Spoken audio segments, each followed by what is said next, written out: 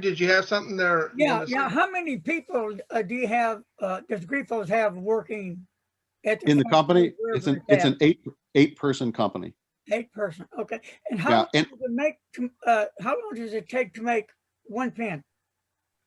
It really depends on the design. One of these can be made in a couple of hours. The one that has the twist on it, that pen is a half a day's worth of work. But here's the thing though, the line engraver holds 5 pen barrels at once. So while it may be a half day worth of engraving, that's 5 pens being made at one shot.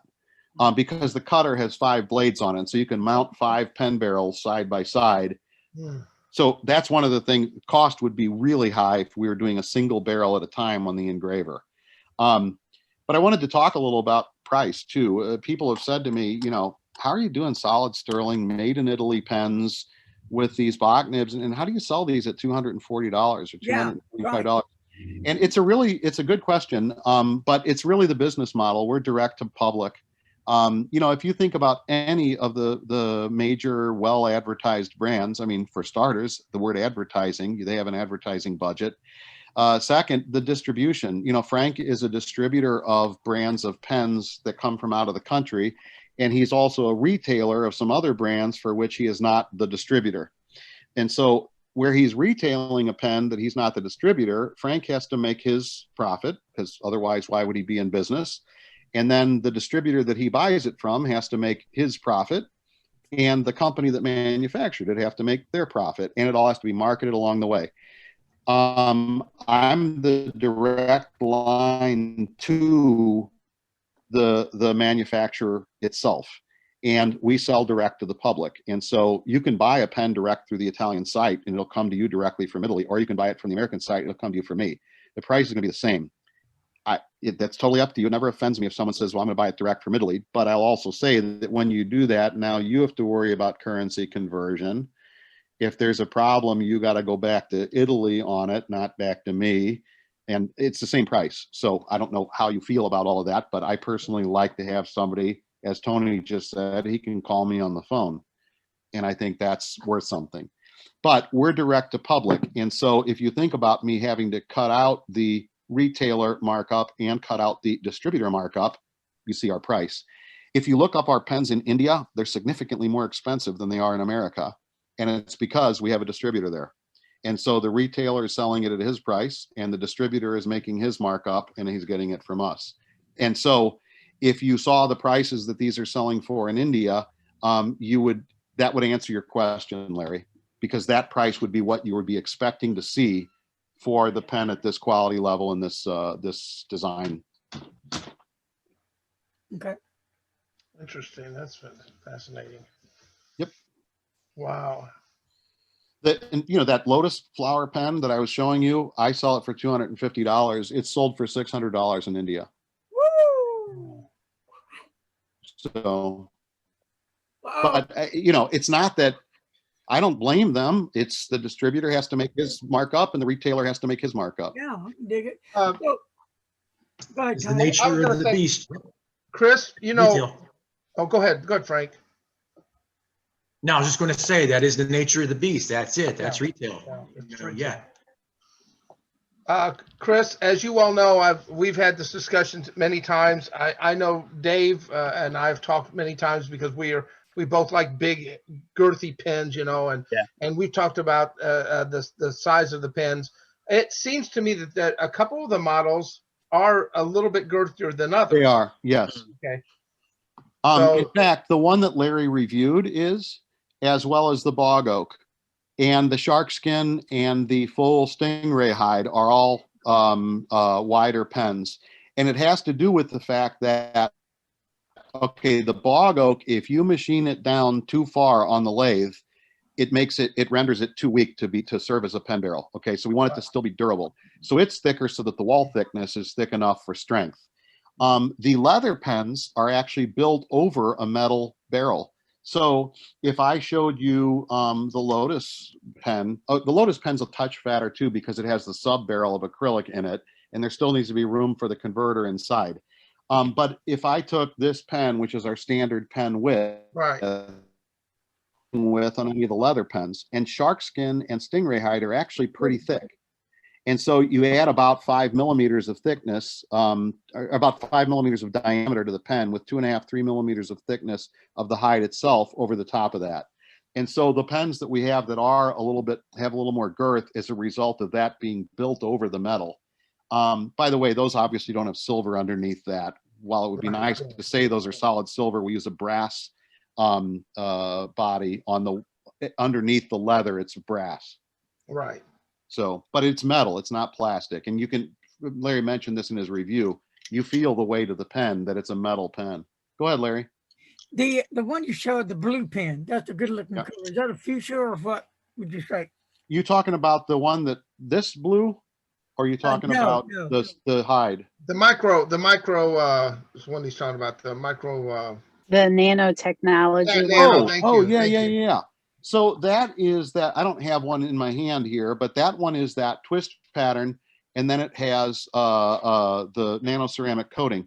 That one I think I just referred to as blue or blue-green on the website. Yeah, fuchsia is the pink one. It's like a really dark, hot pink. And then I think violet we called the purple one. Okay. And there's like, it's between 3 and 4 dozen. I don't remember the exact number of colors that we have available to us from our vendor. Our vendor that does this nano ceramic coating, we don't do the coating in house. We do all the engraving and we send it. There's a place in Verona, Italy that works in the aerospace industry and they do nano ceramic coatings. That's their thing. And so we send it to them for coating. Beautiful pen though. It beautiful. Is that, and that's available? Yes. You know, on the site, I have that pen listed with, I think it's listed with 2 color options or 3 color options. But if you have a specific color that you want and you want that pen, like let's say you're a big fan of green, Jeannie Carini is a Packers fan. You know, if she wanted one with a green barrel and a yellow or gold cap or whatever, she could say to me, hey, will you do this pen with a green barrel and a gold cap? If she trusts me, I'm just going to do the color. If she wants to verify it herself, I'm going to send her the color swatch electronically of those nano ceramic coating colors and say, tell me what color you want. So I can do anything you want. The nano ceramic, I will tell you, it's a very expensive coating. That pen, I think I saw for $240 straight silver and $300 with the coating. I'm frank and honest with everybody about stuff like this. We pay 60 euros per pen for the coating.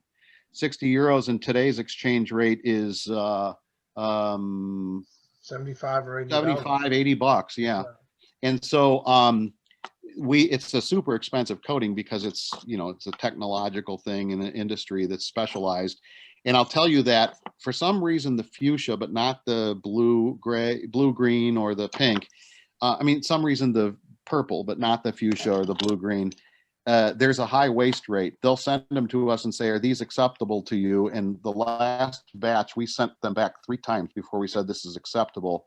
It had something to do with the way it fused to the metal and it had some color variation. We were looking for a uniform color. But I think that's why they charge as much as they charge per pen. I think there's a lot of waste involved. But anyway, we do any color like that, but those add 3 to 4 weeks to the delivery time because we have to make the pen, ship it to Verona, and then we're at their mercy in terms of when they code it and send it back to us. And so we estimate 3 to 4 weeks. Sometimes it comes in 2 weeks. Sometimes it takes a month. How durable is it? Unbelievable. Oh my gosh. It's super hard. I mean, yeah. If you think about ceramic and what technological ceramics are used for, they use ceramics in bearings now where the bearing is made of ceramic rather than metal. The coating is derived from a material that was invented for the use on heat shields in the aerospace industry. And, you know, it's the coating that's used on, you know, it's space program stuff. And that's why we wanted it is instead of just, I wish I could remember which pen company it was that's in this month's Pen World that has a new Guilloche pen that's lacquered. It's beautiful. But I'll also tell you, lacquer is lacquer. I mean, it will scratch. And so when we originally did these, the idea was we didn't want it to be scratchable. We did it as much. We've actually sold several of those that don't look like they're coated. It's the silver version of the pen, but it actually has a clear nano ceramic coating on it because we were selling it to someone who was worried about scratching his pen because of what he does for a living. He said, all my pens are scratched. And so we actually did that pen for him clear so that he could use that pen and not worry about it scratching the silver. Wow. It's good stuff. Nice. It's hard I will to, tell you that it's- that pen can post, okay? And that one I don't worry about saying to people, hey, don't post this pen, because the coating is fantastic. Larry mentions posting in the review, and I want to talk about that for a minute if you don't mind. You can post any of the pens that we have, but I don't think you should post certain of the pens that we have. Larry mentioned this beautifully in the review. It has a water buffalo horn that's highly polished barrel. When you post it and you're putting metal threads that are in the silver, threads, and you grind that against the water buffalo horn, you're eventually going to mark it up. And so if you're okay with that, go ahead and post it. But what we generally do is if a pen has a natural material on the barrel, we typically design it not to be posted. And so, Tony, the girth on these is also designed to help prevent it from posting comfortably in order to keep it from getting damaged that way. Any pen that has a cap that is covered with any kind of material and a barrel that is silver, we design them to be posted. So what happens is it clicks in place. And the reason it does that is we have a thing inside the cap okay, so we basically did a dual mount for the cap. There's the threading so that it's a threaded on cap.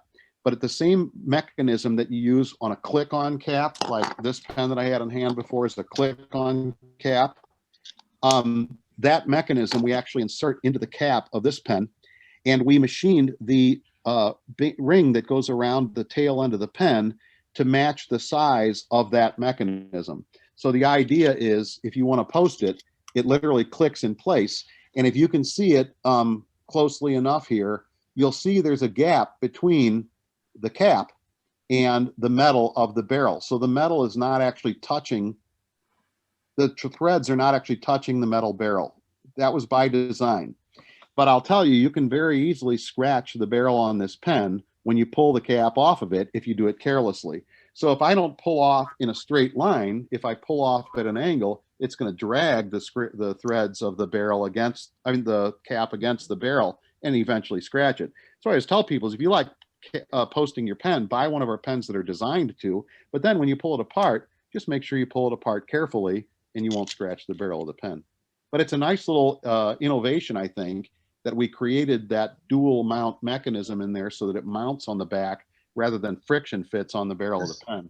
This is an example, as Cross Peerless has got this exact same design, and it's real nice. Yeah. Because it unscrews and then it can snap. Mm-hmm. So I like that design.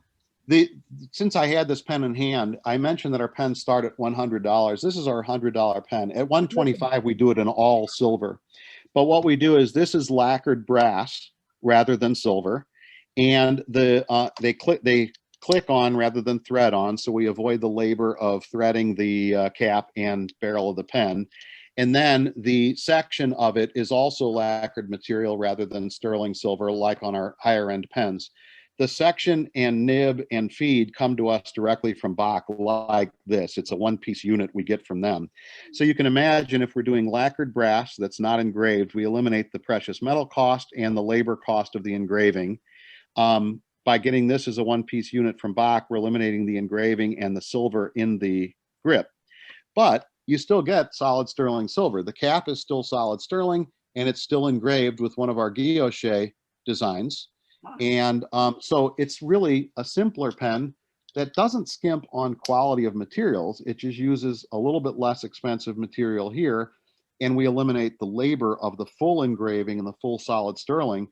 The nibs are the same. I mean, it's a level below the ones in our upper level pens that come from Bach. It's a Bach nib. It's not quite as fine as the other ones, but you still get a nice writing, durable pen that's solid sterling and engraved. These have been a little bit popular with so first time fountain pen people who aren't ready to step up to a price above $200. We've had some people where I know you can get pens. Talk to my friend Frank from Federalist Pens. You can buy really nice fountain pens for $100 and less. But there's also a mentality here at times. There are a lot of people who have an issue with made in India, made in China, made in Indonesia. And so Asian manufacturer, you know, for what it's worth, I mean, there's some fantastic Asian manufacturer, as you know, and there's some shoddy Asian manufacturer. It's just that simple. Well, I do get a lot of clientele who really like the mark made in Italy. That means a lot to them for its quality and its history. And so this has become sort of the entry level made in Italy pen. You still get quality that way. It's also been popular for gifts, people who want to give a fountain pen to a friend, but they don't know yet if the friend is ready for, or they don't want to spend $300 on a pen for the gift. So we've been done well with that. We do engraved models where we leave a spot here and we put the person's name on it. We do an all silver version for $25 more. And then this is the Bordeaux color. It comes in black and green as well, dark green and black. Here's the black version. So, idea. So my nieces and nephews, my nephew is 11, and that is going to be his pen when he turns 12. And then the twins are going to get it when they turn 12. Yeah, so this is how I'm trying to get the younger people to, and they're Italian descent. So that's the other connection of learning about their history. They already know the Grifos, fighting Grifos story, and they think that's hilarious. And so I think a lot of the cultural lessons that we can teach kids and get them into handwriting and fountain pens is a great way to do it too. I didn't mention that the original thing with the Griffins, they were fighting, and obviously Maurizio put the pen nib in there because I don't think they were actually fighting over a pen nib, but it says AD 1003 on the nib. That's the date at which that church was built over the Roman ruins. So the idea is that was the last time that it, you know, this is now the revived logo. Steve brought up that on the cover of Pen World, it mentions ST DuPont. That's who's making the new one. He said the headline says ST DuPont Guilloche shines brightly. Anyway, DuPont has now released a Guilloche pen that's lacquered, and it's pretty. But I just think the nano ceramic is going to be a more durable finish. I don't know how many colors they're making it available in. I've also noticed that there's a couple of other companies that have done guilloche work. Some of the ones that are doing it, though, they don't engrave as deeply. It's obviously for cost purposes. The deeper engraving takes multiple cuts because you can't just dig further in with it. You have to do a second pass. And Waldman, for example, is a solid silver engraved pen. And if you look at them, it's just a different taste. I mean, the pens are a little more austere in design, and the engraving tends to be not as deeply embedded. We also do stuff in traditional acrylic. I should mention this. This is an Italian acrylic. This one we call the Harlequin, inspired by the Italian Commedia dell'arte character. It's from our Alius Ex Alio line. Again, it has a silver section, and the Italian acrylics they're beautiful. We have several colors of acrylic. Some of our pens will do part acrylic, part silver, and then we go back and forth. Sometimes it'll be the cap that's silver, sometimes it'll be the cap that's acrylic. So, Tony, go ahead. What I was going to say, what I like about the Grifos sections are they're not silver, smooth silver. They've got some sort of texture to allow you to not slip as much on it. I've noticed that. Yeah, I would agree with that. And I'll tell you that from my experience at pen shows, I let customers write with the pens because, you know, to me, that's always something. I want to know how it writes. And people often remark about the texture. And there are some customers who literally will let that determine which pen they buy. Because as you can imagine, this is called a chisel texture. This is in the bog oak. If you look at the depth of that engraving, it's significant. And then the one that I just had open, this basket weave, is a very fine texture, and you'll feel that difference. And some people have a very sensitive to texture, and they'll choose based on that. Dave. Hi. What's the diameter of the sections on some of those pens? I know you said that the barrels range from about 14 to 16 millimeters. That's what I'm seeing on the website. You prefer millimeters or British? Yeah, millimeters. Yeah. Okay, so this one is 10 millimeters. I'm measuring it right as we speak. Okay. And let's try a couple. Maybe one of the 16 millimeter pens, one of the wider ones. So this one's 11, and let's go with one of the wider. The sections are going to be largely 10 to 11 millimeters. I don't think there's going to be a lot of difference in those because the difference in girth tends not to come from that. Yeah, 11. So 10 to 11, they're all miking out. Okay. Great, thanks. I should mention this though. I don't tend to stock them because first of all, they don't sell very well. And personally, if I'm going to pay for the pen, the labor to engrave acrylic is the same as the labor to engrave silver. So the difference in the cost of those two pens is going to be the raw material, the silver, which is not incredibly expensive because there's not an ounce of silver in the pen. Well, there may be in some of the pens, but you understand my point. But we do make an acrylic section on several of our pens. Personally, I'm not a fan of it. But we have customers who want it because it tapers very narrow inward and then kicks out a little bit. I don't have one here to show you. And there are some people who like it to be even thinner there. It goes down to 7 or 8 millimeters, but then it kicks out a little bit. What I also don't like about it is that pen, we then are constrained to, it clicks on rather than threads on. And I prefer the threaded ones with a silver section. And not for the beauty of it, one, but also for what Tony said, there's a tactile in the pen. Yeah. Wow. So, Chris, what does a gold nib run at? Right now, we've got them priced at $200 for the 18 karat.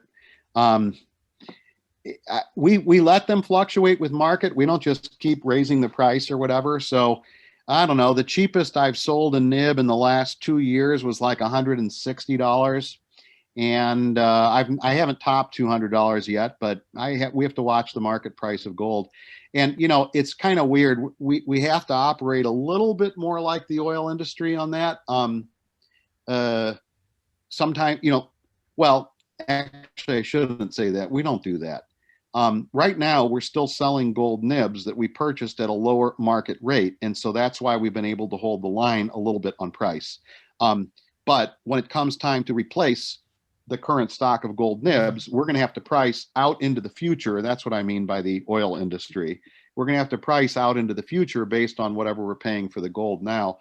And, you know, if we were selling $1,200 pens, it might not affect us as much.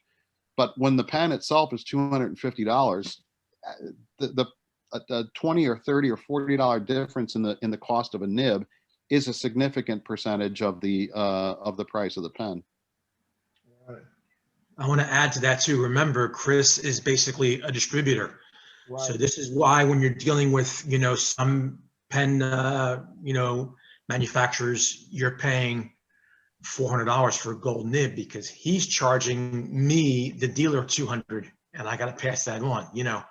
So you got to stop and consider that too. So that's why some of these gold nibs you're paying a lot more. Absolutely. You know? And go ahead, Tony. No, I was going to say, Frank, you had mentioned in a previous Zoom about the cost of silver and gold going up. How you've been advised from your manufacturers. I know that Sailor is all across the board has had a price increase, haven't they? Yeah, we have a lot of price increases coming up. We got Platinum, we got Pilot. We have basically, you name the pen manufacturer, they're all looking at an increase the next couple months. And I'll be honest with everybody, I have my margin pretty thin.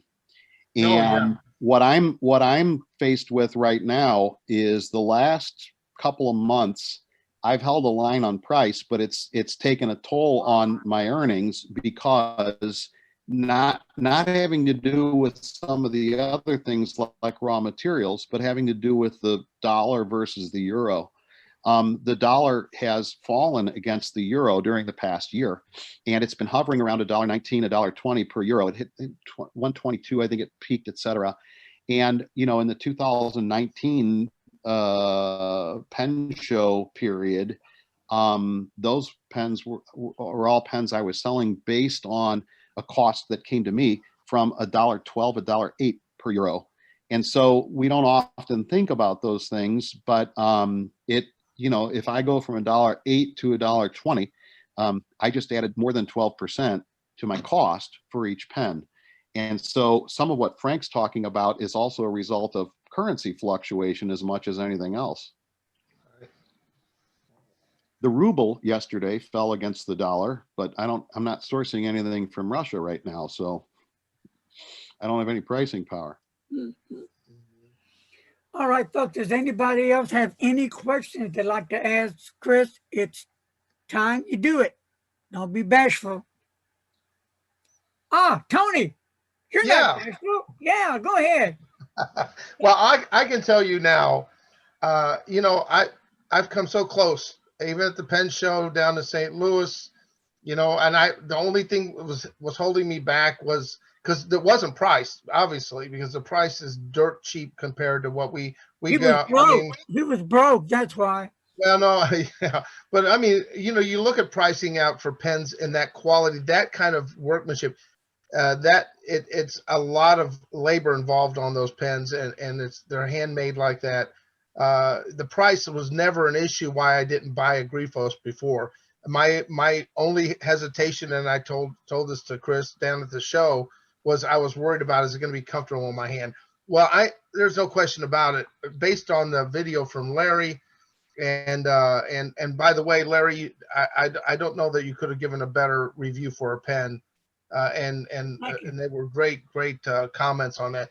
But I really believe this is going to be. I got to get one. Period. Just to say I've got one at this point, because I really am impressed. And your presentation today, Chris, was spot on. It was on it. Thank you.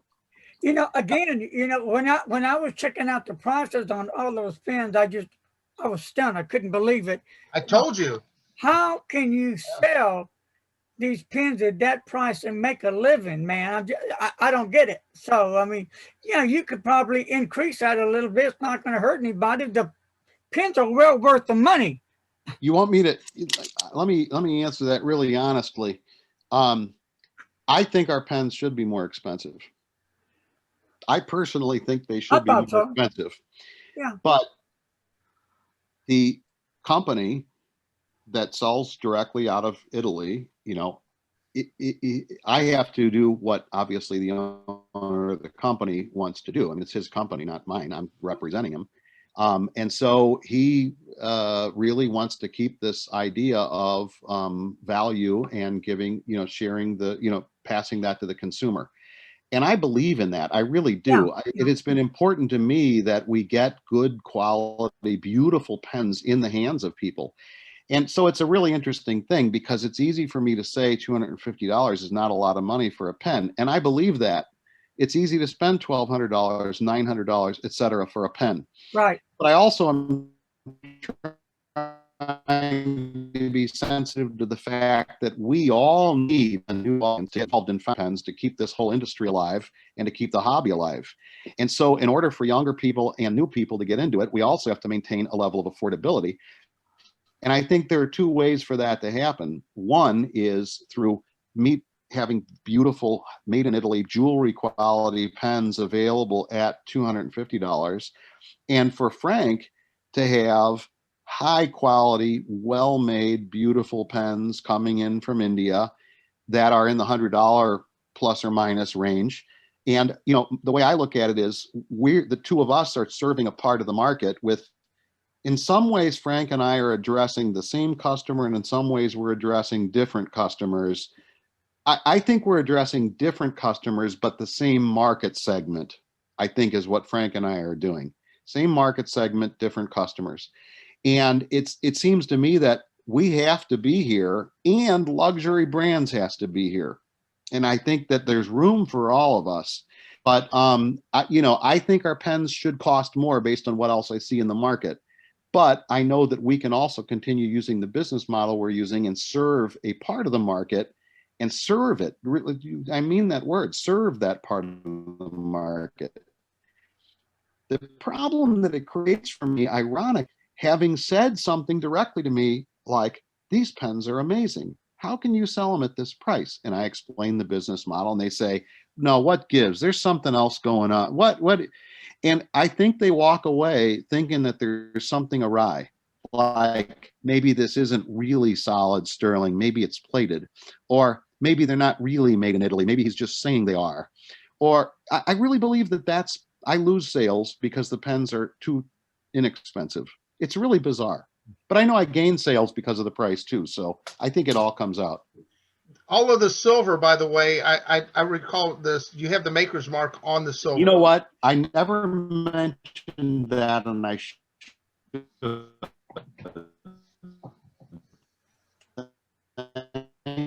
Next time we're in DC. Frank, will I pull a pen? Go ahead. Yeah. I was going to say, next time we're in DC in the same room, or both in the small ballroom in DC. Hopefully we'll be there in August. Tell them that you'll be happy to sell the pen to Frank as a distributor to the retailer, and then Frank will charge double the price, and then they'll feel better about buying the pen. There you go, and then you and I will both be fine. And there you go. So there you go. Maybe we ought to just work. Maybe we ought to just work that out ahead of time. Hey, Chris, you broke up about the maker's mark. I'll talk about it now. I just wanted Frank to say what he wanted to say. But Frank, if you keep saying stuff like that, I'm going to say, now wait a minute. Maybe I ought to just send my stock with Frank, let him sell it for whatever he wants to sell it for, pay me my money, and I don't even have to go to DC. Be even easier. Okay, so to be a member of the Goldsmith in Italy, you have to go through training, and then in order to legally sell precious metals in Italy, they have to be marked as to their purity and what level. So for example, what we in America call 14 karat gold in Italy is called 575 gold, because the alloy that's used is 57.5% pure. What in Italy is called 18 karat gold. I mean, what in America is called 18 karat gold is 785 in Europe, 78.5% pure, etc. What we call sterling silver, which comes from the British system, is in Italy referred to as 925. It's 92.5% pure silver in the alloy. So by law in the European Union and in Italy specifically, gold has to be marked if it is solid according to the quality. Now, what's to stop somebody from just stamping something that's not that quality, stamping 14 karat as 18 karat? Well, there is something stopping them, and that is to legally sell precious metal, you have to be a registered member of the Goldsmiths Guild, and your maker's mark has to be on every separate piece of metal so that it can be traced back to the maker. That's for purposes of provenance, for purposes of authenticity, and for purposes of preventing fraud, because something can be inspected and be traced back to the maker. So a real goldsmith or silversmith in Italy will proudly display their maker's mark, and they will show you how this stuff works. So bye, Deborah. And so every piece of metal on one of our pens that is sterling is going to have two stamps in it. So as I turn this in the glass, what looks sort of like a dent under the poor lighting and such, right? Can you see that? You see the green, which is my camera light, but the green goes through there, okay? There's two marks there, and you have to see them clearly. You got to look at them under a loop. So that's on the section of the pen. On the barrel of the pen is, if I look towards the end, there it is, right there. You see that? And then the cap of the pen, well, the same thing. On the cap, we always put it on the opposite side of the clip, so it's sort of on the back side, and you see it just below my finger, right there. There's two marks there, and they're stamped into the metal. All silversmiths, goldsmiths do this. The one mark says 925, and it's in a diagonal, in a diamond. That's the way it's done. I'm sorry, in an oval shape. And then a sort of diamond pointed rectangle has the maker's mark in it. That's the way they're all done. And so you'll see what looks like a little star and the number 28 or 26. Now I'm trying to remember which one. Doesn't matter. The maker's mark of the company is stamped next to the quality of the silver. And what those two things do is both tell you what the level of silver is, sterling, and tell you who made it. And so jewelers can look at the maker's mark and then look up to see who made this piece of jewelry. Or the authorities, if they're trying to prevent fraud, can look at it and say, you know, who it was. And so that is, to me, it's an important piece of our pens because it's your guarantee of the authenticity of the metal and your guarantee of the authenticity of who made it. Now, is it possible that someone could fraudulently use that stamp and use it? Of course, it's possible, like they could copy any trademark or any logo or whatever. But that's the way the Italian system works to verify the material. Awesome. I usually tell that story at the pen shows, Tony, partly because when the people are like, why is this so inexpensive? This must not really be silver. Yeah. But I also tell that story because sometimes to the naked eye, especially if you're like me, I wear glasses these days, and these are multi-vision glasses. So the bottom is more, you know, but even with that, some, you know, I don't know if you're like me, but I'm always trying to figure out what the best combination is, right? Well, I have a loop at the shows and I always use the loop, but as I look at this, I have to do one of these, but then I can't tell what it says. It's that tiny. But people will come to this thing and they'll go, oh, I love this pen, but do you have a different one? This one's dented. And then I usually have to hand them the loop, and I get it, you know. Then I have to hand them the loop and say, no, look at that dent underneath the loop and look at what's there. And then they'll go, oh, what is that? That's when I often end up telling the story. Yeah. Oh, fascinating. But tell them that's why you're getting that price, because it's dented there. Yeah, there you go. You got a big discount. Money. And just say, if you want to pay big money. In fact, you want a better deal on it? Let me show you how I can make it less expensive. Oh, fascinating. Okay, Yep. Anybody else? Anybody else? Reds pens don't have the dent. We got him going now. We got him going, so it's time. Yep. Hey, before we go, real quickly, before we thank you, Chris, and close this thing up, I want to go quickly through because there's a few people on this this meetup that I don't think have been on before, and I want to recognize one of my good friends that came all the way over from England just to join us today. Listen, Chris, there's another one there. You can send him a pen to review, or he can get it from Italy, probably closer there. He'll buy 5 or 6 of them. That's his only. He can't buy. I can also drop ship from the factory in Italy to England. That's not an issue. So, okay. But I wanted to introduce. Go by. You all know me. I'm Tony from Kansas City. Frank, you introduce yourself to the crowd here real quickly. Frank Limper, Federalist Pens. And Mark. Hey, I'm Mark. I'm Frank's brother. I help him out at Federalist Pens. And, you know, Chris, it's great seeing you again. Likewise, Mark. Hopefully we'll get to have dinner again. Oh, that's right. We had dinner together. We had great eats, man. It was good eats there. Be happy to. Yeah. Will, introduce yourself to. I'm Will from Cleveland, Texas. Oh, right on with the Cleaver. Yeah. Randy. Yeah, I'm Randy Bennett. I'm from the redneck Silicon Valley, Huntsville, Alabama. Right on. Let's hear it for the redneck. I like that description. That's good. I love it. Stan. Yeah, I'm Dan Roseberry. I'm from Girard, Illinois, which is just above St. Louis, Missouri. Squirrel man. All right. Looking good. Stan. Now Stan. Hi, I'm Stan, and I'm from Philly, Pennsylvania. All right, Mr. Stan. ST. All right. How about Steve? With the Hey, everybody. My name's Steve. I'm from Central Iowa, and I am very, very new to fountain pens, probably less than a month. So hey, Steve, I see you have a board there. Looks like a mixer. Yeah, looks like you got a mixer, Tony. Yeah. I'm also. Hey, Steve, let me give you a piece of advice. Go ahead and get hooked on heroin. It's cheaper. You know, I don't have to worry about that because, you know, I'm looking at those $250 fountain pens and as beautiful as they are, I don't know if I'll ever be able to afford one, but you will. Come back in about 6 months. All of a sudden, you pitch out that 250 in a heartbeat. Well, the thing is with those $250 pens, you know, if I do ever buy one, I will probably only buy one.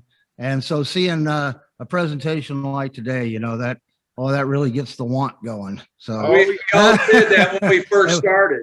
Yeah, that was a great presentation. And, you know, I'm still working up. I all started with my, I think I got it in my hand right here, my grandfather's Schaefer, which I'd like to get stored here one of these days.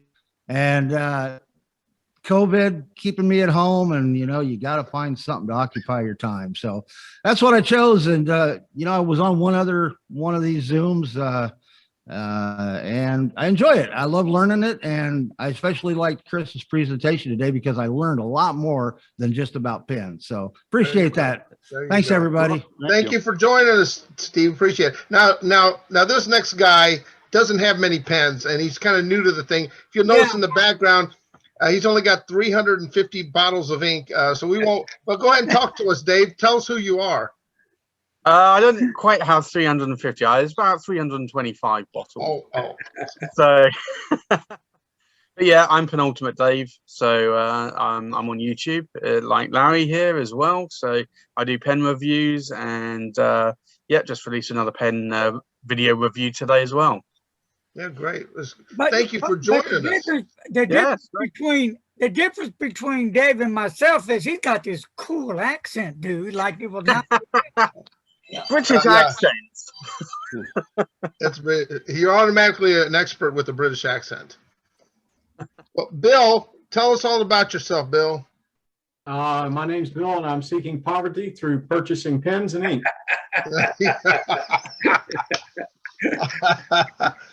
Jeannie, go ahead.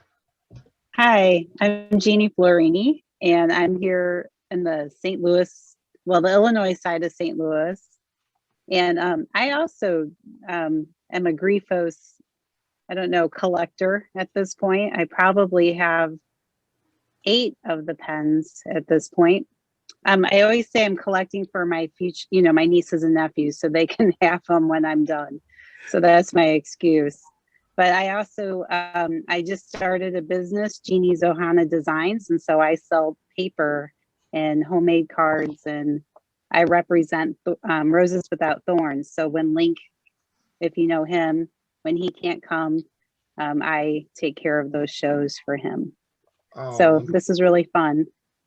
Well, it's a pleasure to have you, Jeannie. We're grateful that now we have master calligrapher, doctor of all kinds of everything. What aren't you, Marilyn? Just tell us what you aren't, so we all know. I'm a gastroenterologist from Santa Ana, California. I love fountain pens, ink, and paper. I do reviews on YouTube at Miss Marilyn Darling. And I just love hanging out with you guys. Cool. Love having you, baby. Love having you there, Marilyn. Rocket sister. Rocket baby. And well, Larry, one person we've left out, and that's you. No, we didn't get Bill. Did we get Bill? Yeah, we got Bill. Yeah, Bill. Hey, Bill, let's do you again. All right, unmute. We're going to do a double shot of Bill's love. Go ahead. Woo! You're on mute, buddy. You're on mute. Wasn't once enough? Now we're going to do one more. Go ahead, buddy. Fake it. Go ahead. I'm Bill from Bowie. There you go. Double shot of my baby's love. Yeah, yeah. All right. Okay, well, okay. I am the wonderful man from Mars. I knew it. I knew none of us have ever doubted that, Larry. You weren't from this world. Not too far off. If you think something's wrong with your computer screen, you're totally on heroin, baby. That's right. That's right here. So, Mr. Dave, you and I need to get together behind the scene and do a new thing for these people so we can jam them up a little bit. You know what I'm saying? It's all good. Yeah. Okay, well, anything else before we say goodbye, folks? Poor Frank's in shock. Okay. I just want to say how wonderful it is. This pandemic has caused us all to have to be solitary in a lot of ways, but these Zoom meetups have really been a complete blessing because you know, in our local meetups, you know, we would go meet up with the same people, which is fine. But because of this, I've been able to meet people from all over the country and all over the world, and how wonderful this hobby is. It brings us all together, and I got to thank Chris very much for joining us and showing us that lovely inventory of pens and more of the story of that company is really impressive. I want to thank you Chris, for doing that. Before we go, You're welcome, Tony. Thanks. Before we go, Chris, I'm looking at that blue one, that beautiful blue, whatever you call it. The nano ceramic. Yeah, that's already in here. So, hello. Okay, so. And then when I call you, you're gonna up the price. Oh yeah, Larry, it's only $585. That's through Frank. Yes. That's through Frank. Oh, anything you want to buy from me, you got to call Frank now. Frank, it's 700. Yeah, you don't feel you're paying enough. Just point him to your local dealer, like me, and dealer. Any Grifos pen you want, you can get through Frank. Nah, I'm gonna talk to little Mark. Yeah. Retail 101, folks. And Frank, you feel free to sell any of my pens you want anytime. Just let me know. I learned a lot more about the company. No, Chris, really I do the selling. Thanks for showing us. Chris takes in the money. That's how it works. Right. Isn't that right? Tell him. Oh yeah. I do the selling. Chris takes all that money in. Frank. I'm sorry, Frank. Yeah. So that's how it works. And then Tony just kind of kicks back and grins. That's it. That's it. That's it. All right, folks. Are we done today? Yep. Yeah. All right, guys. Thank you all. All right. Hey, Chris, thank you for joining me, brother. I really appreciate you. Thank you for having me. Thanks. Appreciate and it. we need to do this again in a few months. What do you say? Sure. Sounds good. All right, guys. Hey, thanks everybody for joining. Take care. Have a good day.